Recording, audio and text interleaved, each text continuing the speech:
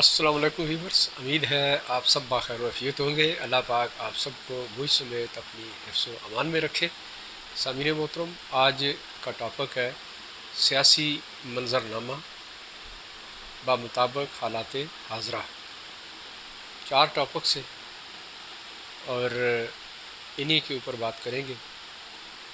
پہلا ٹاپک عمران خان صاحب کی حکومت اور نو کانفیڈنس موشن۔ دوسرا ٹاپک ہے سپورٹ مین شپ اسپرٹ۔ تیسرا ہے Imran Khan future plan in connection with protests اور language used by the protesters for Pakistan army, and the other one is Pakistan army reaction and DGISPR note. Therefore, these are some topics. Now, I would like to start the very first. سامعین محترم، آپ جانتے ہیں کہ عمران خان صاحب کی حکومت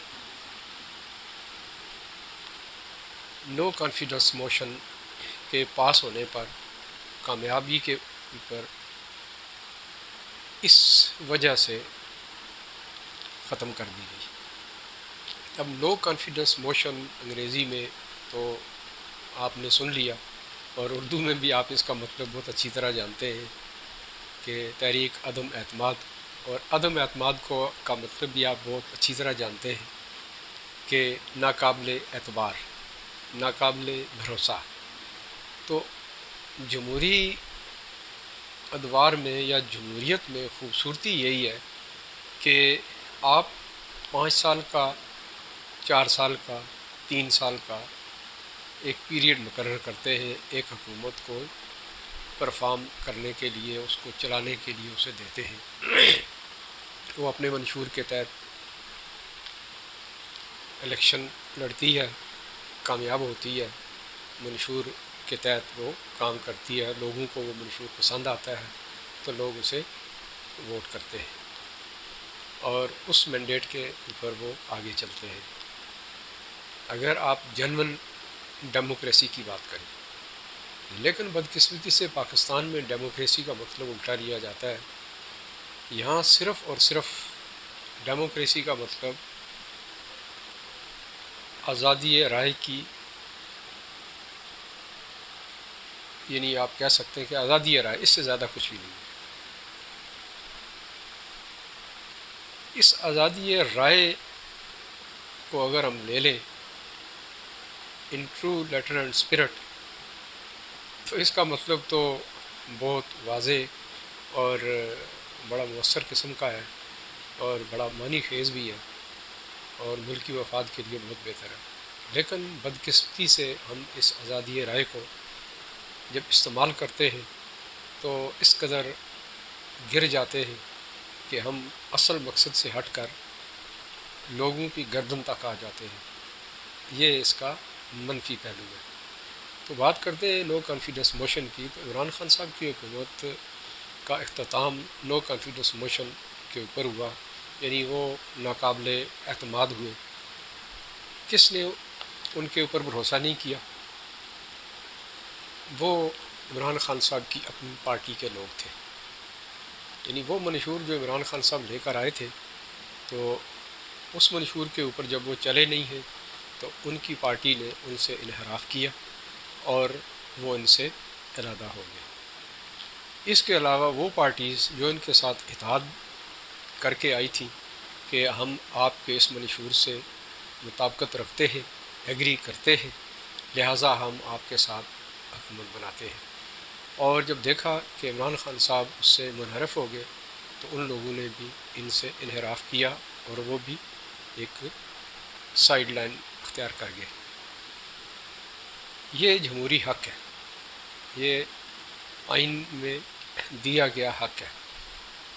اب اس کو اگر یہ کہا جائے کہ وہ لوگ ایک پارٹی کو چھوڑ کر دوسری پارٹی جوائن کر گئے، تو سامعین محترم پھر آئین سے اس حق کو یا اس آئین کی شک کو ہٹا دیں تو جا کر کہیں بات بنتی ہے. ادروائز جب ایک پارٹی کے پاس اگر 120 لوگ ہیں تو وہ جا نہیں سکتے کہیں. آرٹیکل 63A اگر امپلیمنٹ کر دیا جائے ان کے اوپر تو وہ کہیں نہیں جا سکتے. تو ایسی صورت میں ان کو موقع کیسے ملے گا کہ وہ ووٹ آف نو کانفیڈنس کے اوپر آ کے کچھ معاملہ کریں گے. اس لیے دونوں متصادم ہیں ایک دوسرے سے. لیکن یہاں پر سچویشن کچھ اور ہے. جیسا کہ آپ جانتے ہیں کہ نو کانفیڈنس آئینی حق ہے اور 63A جو ہے وہ جس طرح عمران خان صاحب ڈیفینیٹ کر رہے ہیں یہ نہیں ہے. اس کی کنڈیشنز کچھ اور ہیں اور وہ بہت ماہرین نے اس کا ذکر کر دیا اور آپ لوگ بخوبی جانتے ہیں. لیکن اس وقت ہمارا ٹاپک یہ ہے کہ ان کو اس وجہ سے ہٹایا گیا کہ ان کے اوپر اعتبار نہیں رہا. یہ کوئی اچھا شگون نہیں ہے, نیک شگون نہیں ہے, یا یہ کہہ لیں کہ اس کو کوئی اچھا نہیں کہتا. اس کی وجہ کیا ہے؟ ہمیں یعنی دیکھنا یہ چاہیے, عمران خان صاحب کو یہ دیکھنا چاہیے کہ مجھ پہ لوگوں نے بھروسہ کیوں نہیں کیا.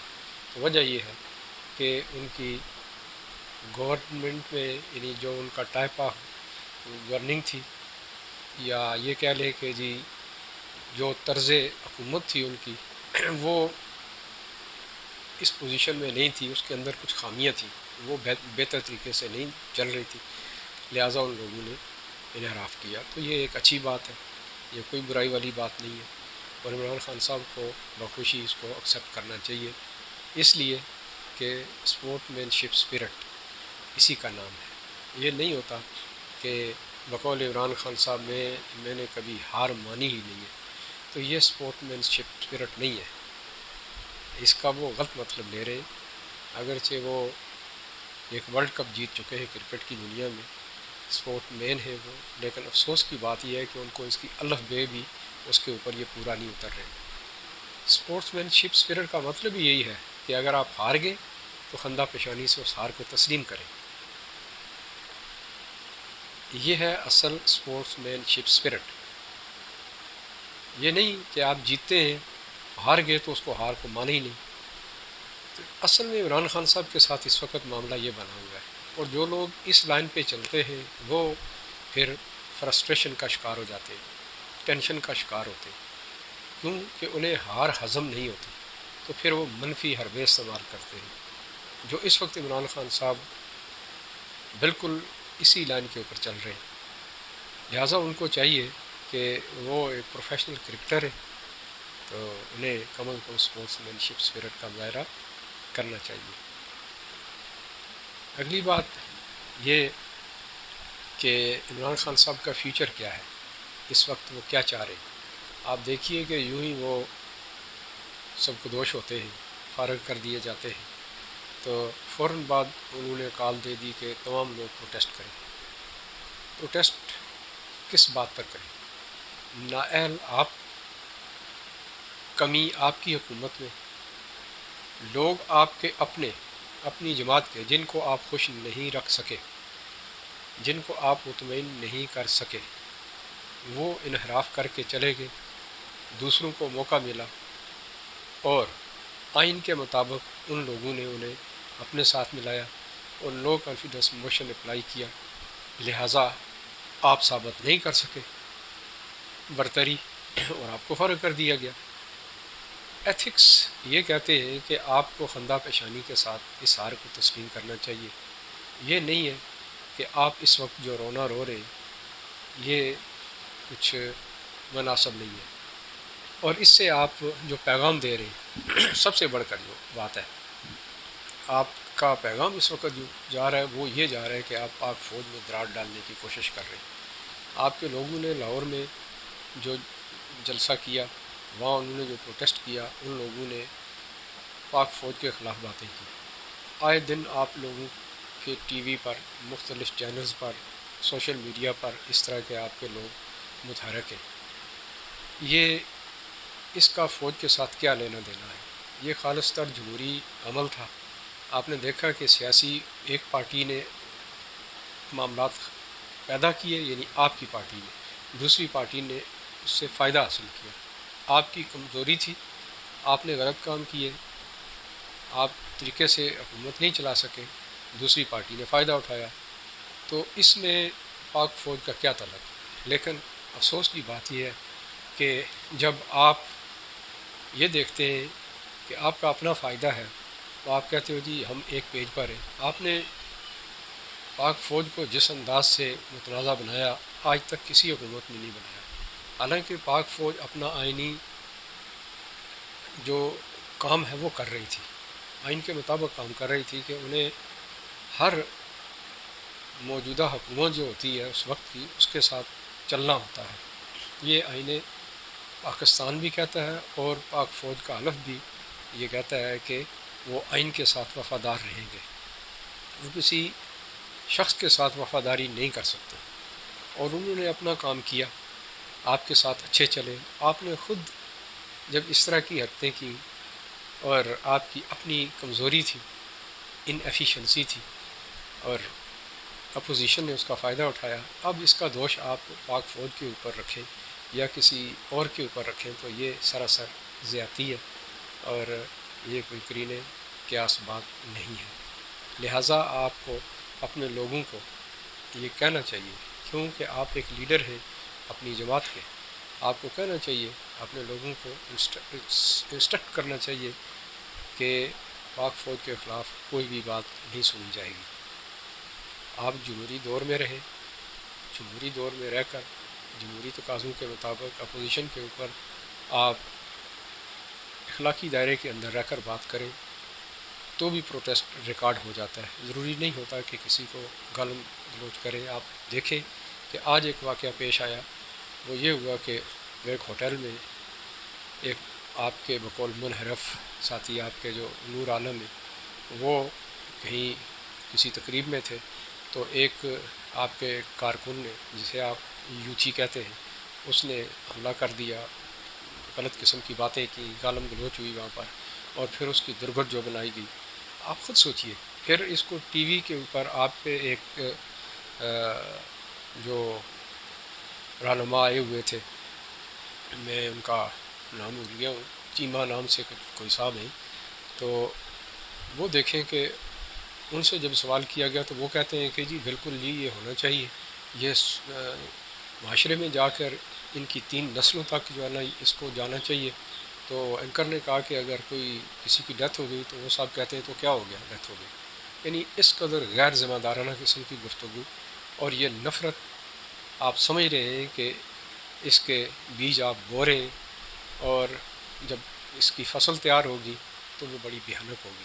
اس لیے قومی مفاد میں یہی ہے کہ آپ اپنے لوگوں کو پروٹیسٹ ضرور آپ کریں، لیکن اتنا ضرور بولیں کہ کم از کم یہ نفرت آمیز الفاظ، اس طرح کی باتیں خاص کر پاک فوج کے اگینسٹ مت کریں، یہ کوئی اچھا شگون نہیں ہے۔